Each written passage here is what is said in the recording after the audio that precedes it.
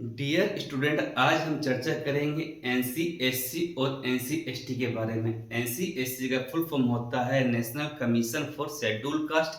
वहीं एनसीएसटी का full form होता है national commission for schedule tribe, यानी राष्ट्रीय अनुसूचित जाति आयोग और राष्ट्रीय अनुसूचित जनजाति आयोग। यह दोनों एक संवैधानिक संस्थाएं कहलाती हैं। संवैधानिक संस्थाएं क्या होती हैं? संवैधानिक संस्थाएं वह संस्थाएं होती हैं जिनका उल्लेख संविधान में दिया गया हो, या जिन संस्थाओं में आर्टिकल आते हैं उन्हें संवैधानिक संस्थाएं कहते हैं। जैसे election commission article 324, CAG control audit general of India article 148। इसके अलावा आपका महान्यायवादी, महाअधिवक्ता, यूपीएससी, एसपीएससी। ठीक उसी प्रकार आपका एनसीएससी, एनसीएसटी और जीआईसी काउंसिल भी आपकी एक संवैधानिक संस्थाएं होती हैं।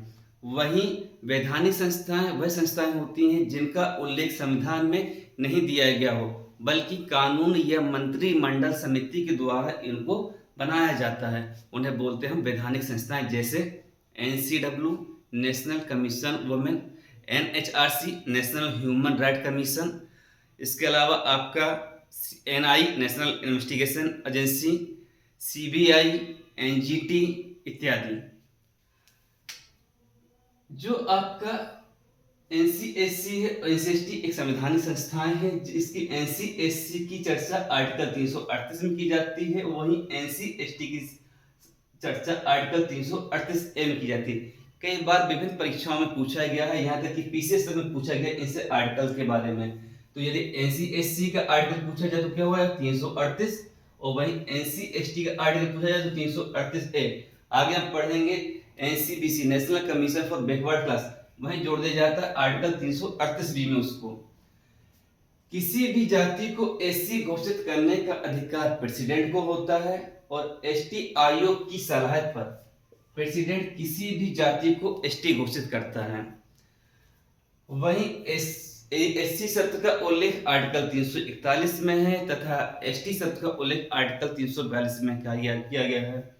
यह एक संवैधानिक संस्था है एनसीएससी और एनसीएसटी, जिसके तहत एक स्पेशल ऑफिसर का नियुक्ति की जाती थी फॉर एससी एसटी के लिए, जो कि एक कमिश्नर लेवल का होता था। लेकिन 65 अमेंडमेंट 1990 अर्थात 65वें संविधान संशोधन 1990 के द्वारा इस संस्था को एक मल्टी मेंबर बॉडी बना दिया गया, जिसमें कमिश्नर के अलावा अन्य सदस्य होंगे। 89 संविधान संशोधन 2003 यानी 89 अमेंडमेंट के द्वारा एससी और एसटी दोनों आयोग को अलग अलग कर दिया गया, क्योंकि इसकी सामाजिक और सांस्कृतिक और भौगोलिक परिस्थितियां अलग अलग थी। यानी एससीओ की समस्या और एसटीओ की समस्या दोनों में अंतर था।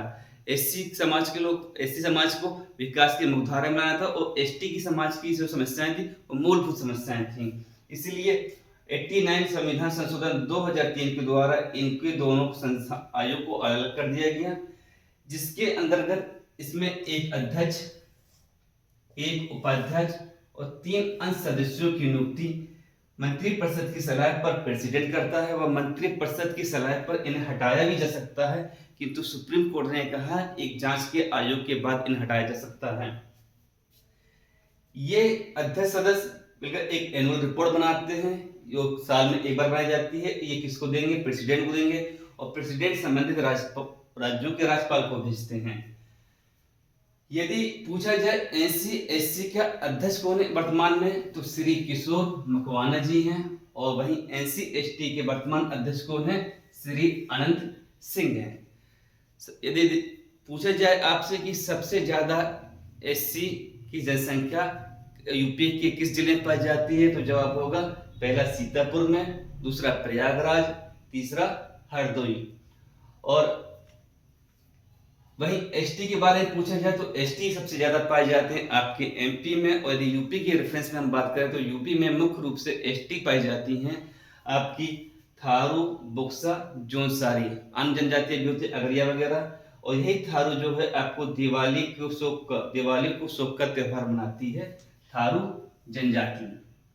यदि ये जानकारी आपको अच्छी लगे हो तो दूसरे अपने फ्रेंड सर्कल को शेयर करें और लाइक करें, सब्सक्राइब करें। धन्यवाद।